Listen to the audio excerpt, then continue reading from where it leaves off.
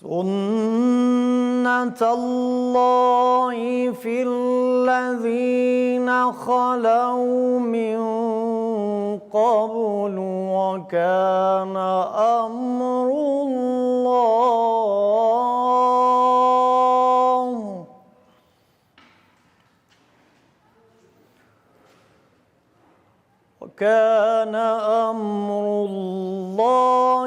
قَدَرًا مَّقْدُورًا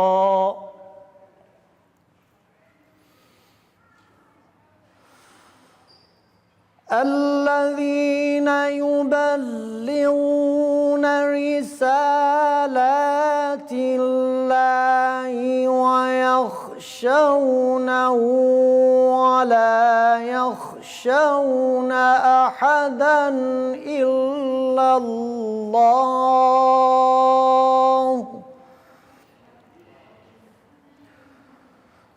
وَكَفَى بِاللَّهِ حَسِيبًا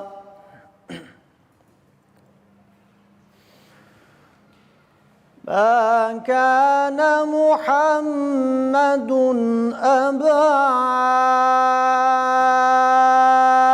أَحَدٍ مِّن رِّجَالِكُمْ وَلَٰكِن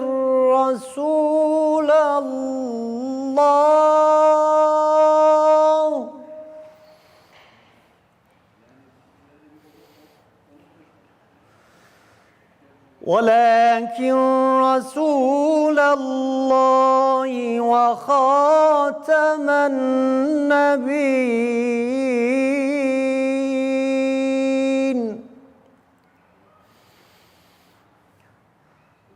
وكان الله بكل شيء عليما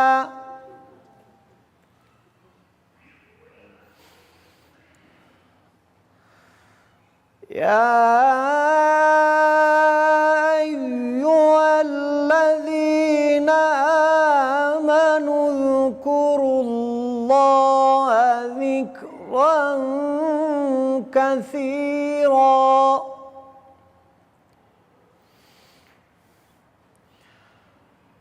وسبحوا بكرة وأصيلا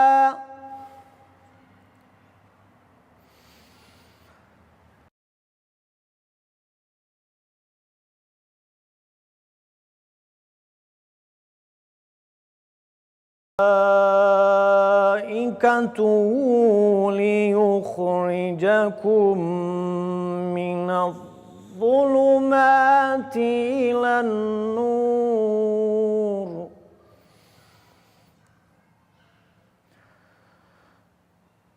وكان بالمؤمنين رحيما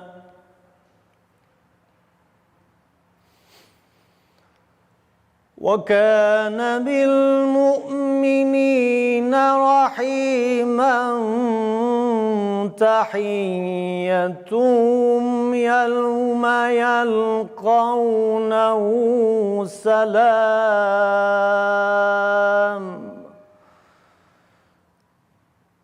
وأعد لهم أجرا كريما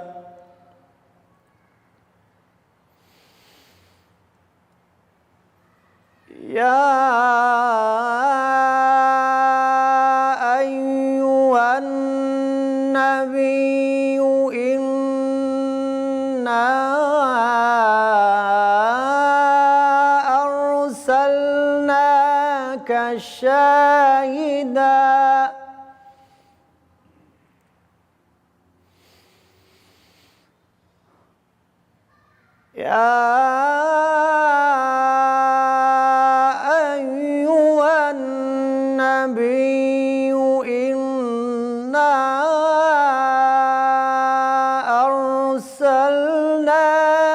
شاهدا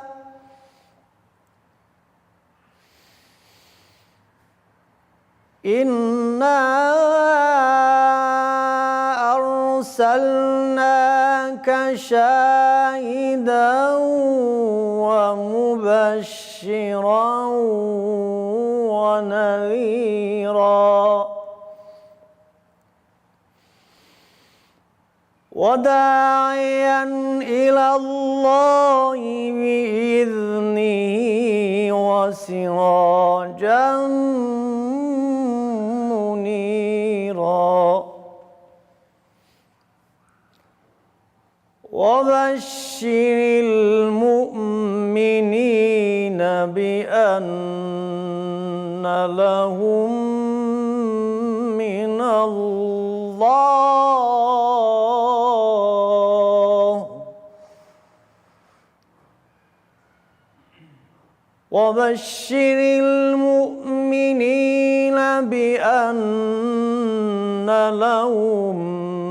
من الله فضلا كبيرا.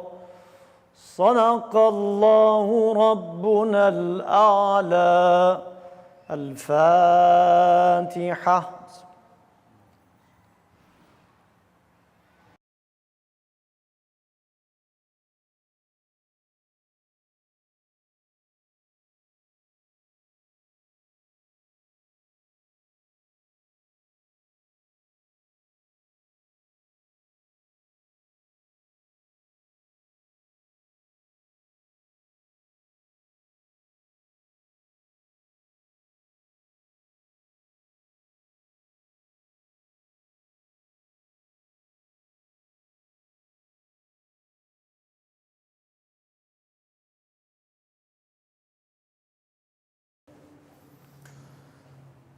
Ya Resulallah, Allah, Ya Nebi Allah, Allah, Ya Şefi Allah. Sallallahu ala Muhammed, sallallahu aleyhi ve sellem, sallallahu ala Muhammed, sallallahu aleyhi ve sellem. Canım kurban olsun senin yoluna. Adı güzel, kendi güzel Muhammed. Gel şefaat eyle kemter kuluna. Adı güzel, kendi güzel Muhammed. Ahmed adı güzel, kendi güzel Muhammed. Mümin olanların çoktur cefası, ahirette olur zevk-ü safası. 18.000 alemin Mustafa'sı, 18.000 alemin Mustafa'sı. Adı güzel, kendi güzel Muhammed. Ahmed adı güzel, kendi güzel Muhammed. Mefhari mevcudat,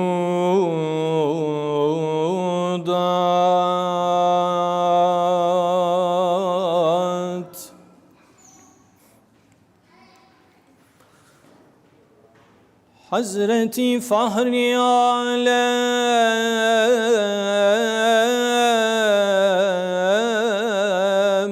Muhammed Mustafa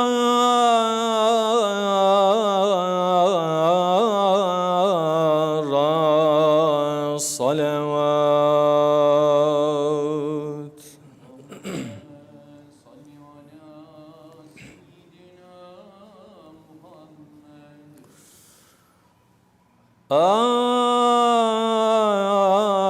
Amine Hatun Muhammed anesi olsa deften doğdu ol dürdanesi.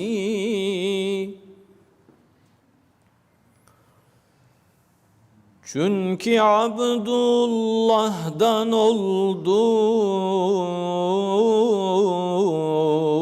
hamile.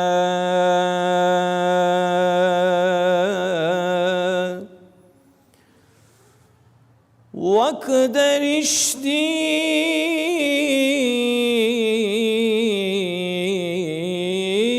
hefte-u eyyam ile.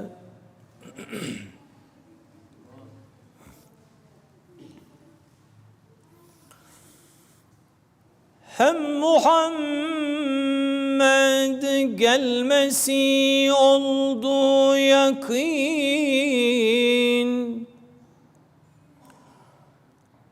Çok alametler belirdi gelmeden.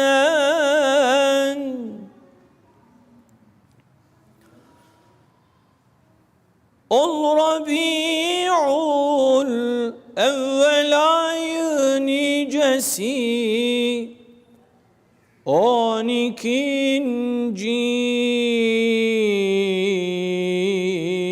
gece isneyn gecesi.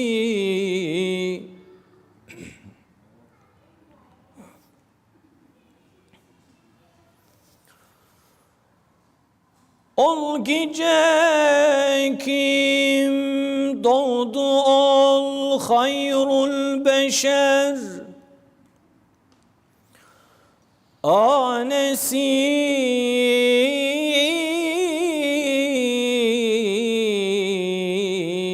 Anda neler gördü neler.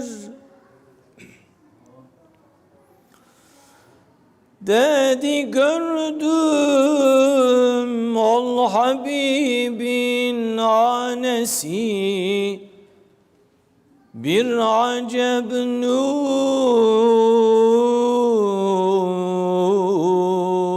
ki güneş pervanesi.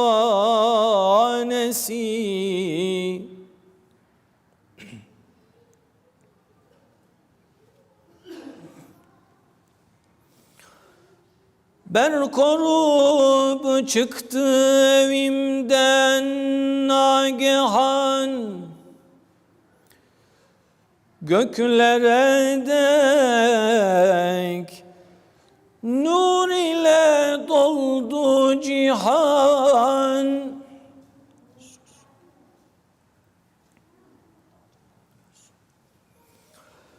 Gökler açıldı ve fetholdu zulem. 3 melek gördüm elinde 3 alem. Biri meşrik, biri mağribde anın. Biri damında dikildi Kabe'nin.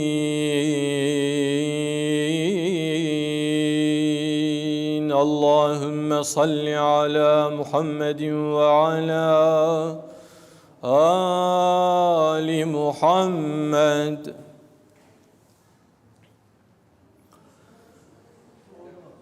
İndiler gökten melekler,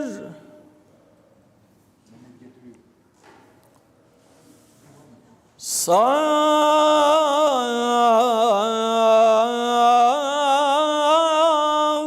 saf,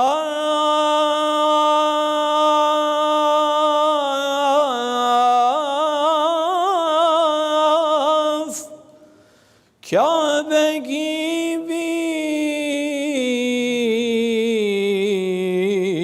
kıldılar beytim tavaf. Şefaat ya Resulallah.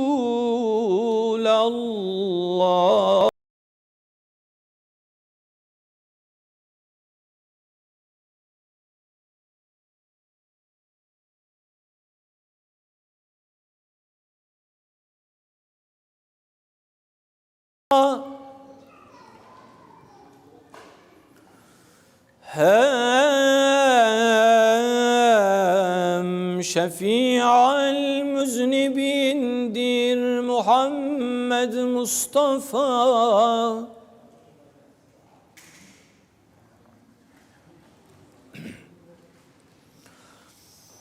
Vasfını bu resme tertip ettiler, ol mübarek nuru tergib ettiler.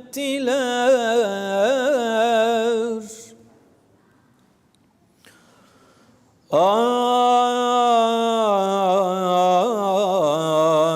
eyder çu vakit oldu tamam. Kim vücuda gele ol hayrul enam. Susadım gayet hararetten gati. Sundular bir cam dolusu şerbeti.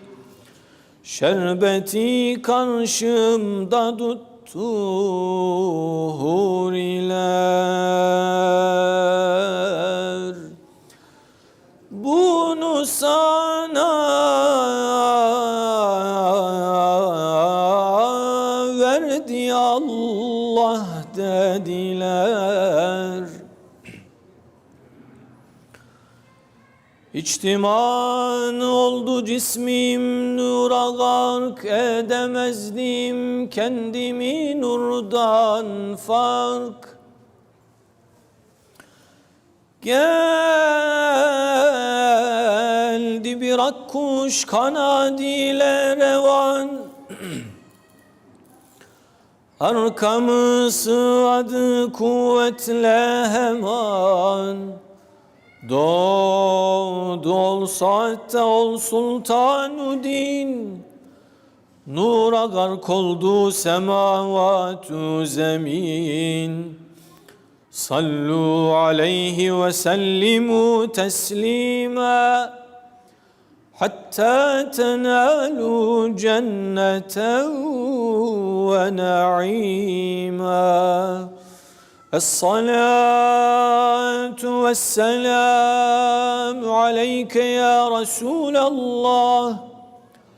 Es-salatu ve's-selamu aleyke ya Habiballah. Es-salatu ve's-selamu aleyke ya سيد الأولين والآخرين والحمد لله رب العالمين آمين. اللهم يا رب بجاه نبيك المصطفى ورسولك المرتضى طهر قلوبنا من كل وصف يباعدنا عن مشاهدتك ومحبتك وأمتنا على السنة والجماعة والشوق إلى لقائك يا ذا الجلال والإكرام وسلام على المرسلين والحمد لله رب العالمين. الفاتحة.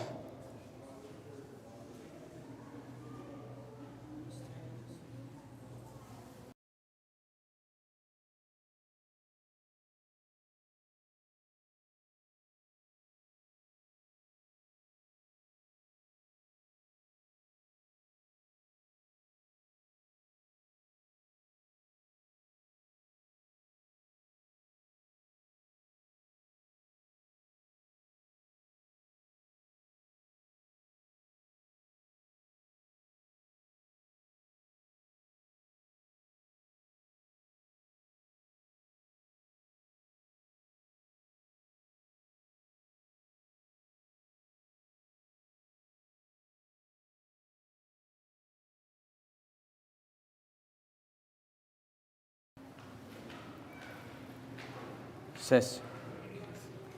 Tamam. Euzu billahi mineşşeytanirracim. Bismillahirrahmanirrahim. Elhamdülillahi rabbil alamin ve salatu vesselamu ala rasulina Muhammedin ve ala alihi ve sahbihi ecmaîn. All praise be to Allah, and peace and blessings be upon the Prophet Muhammad sallallahu alaihi wasallam and all the prophets from Adam to Muhammad, peace be upon them all. Respected sisters and brothers in Islam, we have gathered together here to commemorate the anniversary of the Prophet Muhammad sallallahu alaihi wasallam's coming to the world as shining sun to change the direction of the history with his wisdom, knowledge, and justice. I would like to give you, inshallah, some reflections as our Presidency of Religious Affairs devoted this year's theme to Prophet sallallahu alaihi wasallam's treatment of the children. I will talk about how the Prophet dealt with children. I will give you also a short Turkish resume.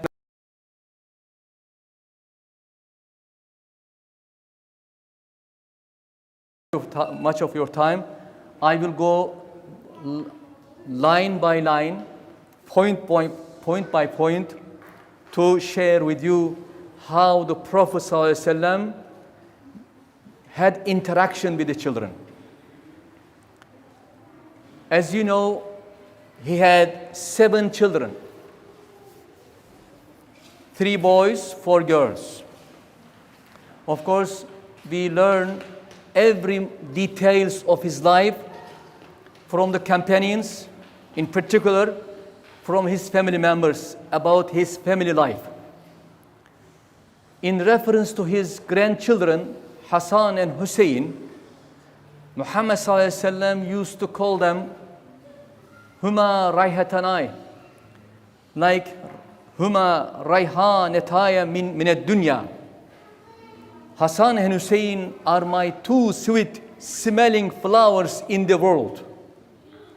And his relationship with them was so kind, so compassionate, so warm, that I think any word can express the in-depth of his relationship.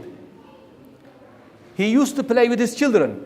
When he was praying, for example, and his grandchildren used to come, climb on his back, and also jump, when he was going to the prostration sajda to down.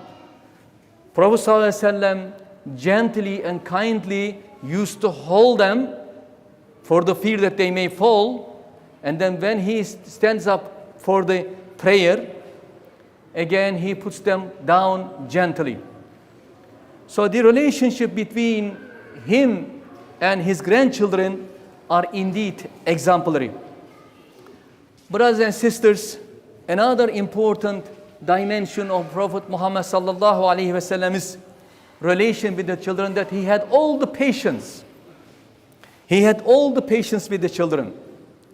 And also he used to play with them in the streets.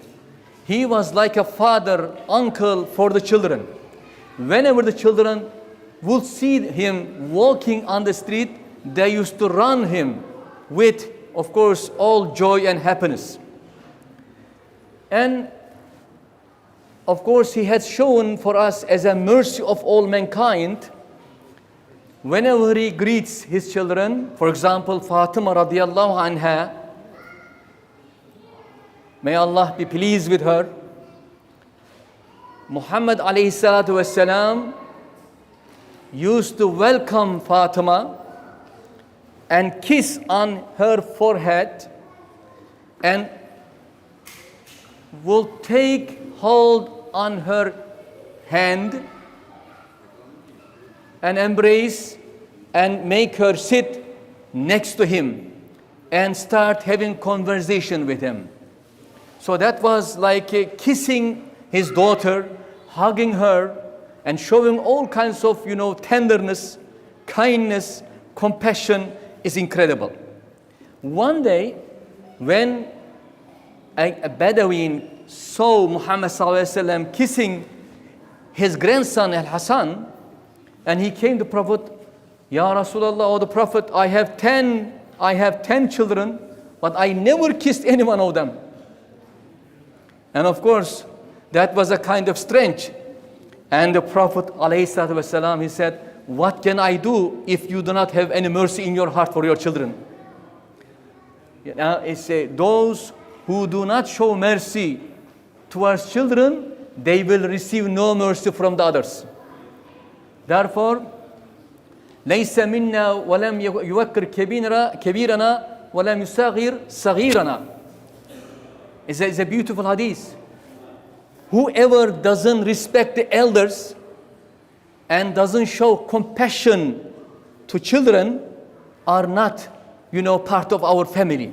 So that therefore, respecting elders and showing love and kindness to children is important quality of the Prophet Muhammad sallallahu alaihi wasallam. Again, brothers and sisters, he used to play with the children, and he used to go and resolve the problems of the children. One day, again, a child had a beautiful sparrow, bird, but all of a sudden the bird passed away, died. And he was in deep grief. And Muhammad ﷺ, tried to console this child. What happened to your little bird?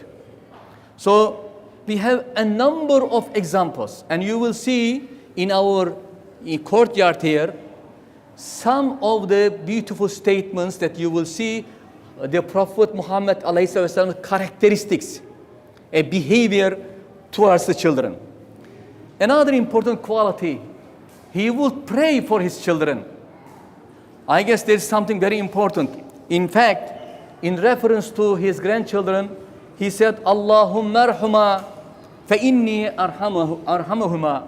O Allah Almighty, show your mercy on these two as I have mercy on them. So therefore, it is important for us again to, when we interact with our children, always we conclude our conversation with a kind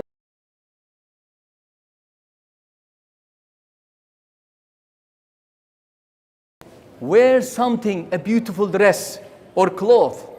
Muhammad ﷺ, used to appreciate that. An Ethiopian girl came to Prophet wearing a yellow garment, a yellow shirt like kameez. And ﷺ, sana, he said, sana, meaning in Ethiopian language, how beautiful it is, how beautiful it is. So he said, wear it out and consume it, wear it out and consume it. In a sense, make good use of it, how beautiful, it is on you. Again, Anas bin Malik radiallahu anh, it's important again to note here, when he was brought to Muhammad ﷺ as a small child to serve him, and he said he served the Prophet as a young fellow for about 10 years. And he said, I never heard from the Prophet even a kind of like this resentment or degradation or a word of, like kind of rebuke. Like even if, he didn't say even if. So whenever he addressed me, in a sense, he is like very warm and very kind. Respected sisters and brothers, another important element that I would like to share with you. Muhammad ﷺ always warned the families to treat children equally. In other words, he said, do not favor one of your children over another. So equal treatment of the children is also excellent quality of the Prophet ﷺ. And of course, the best thing for him is to educate the children when they are early age. However, he said, كَلِّمُ النَّاسَ عَلَىٰ قَدَرِ أُقُولِهِمْ. Speak to the people according to their level of understanding. So if you speak about children like an elderly or adult, he will not, accept you. So you address the children like as one of them. So being like one of the children. So instead of, calling them or making them kind of elder, old, it is an inappropriate. It is not really right way to deal with the children. So we will also one maybe last quality, and there are a number of qualities, but because of the time constraint, I would like to inshallah give also a short resume of what I said in English. In particular, he used to trust the children and would ask their opinions. So give them value, attention.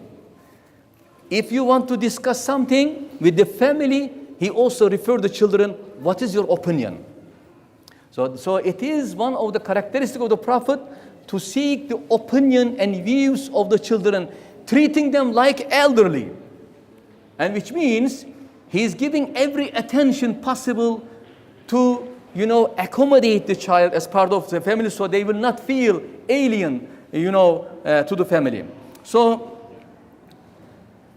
last but not the least, brothers and sisters, as we learned from the Prophet, the best thing that we can give to our children is an education and discipline. But in a way, pedagogically speaking, as children. Of course, we have rights of the mother, rights of the father. So how to then educate the children? Rasulullah says, you have to behave, first of all, yourself as an example.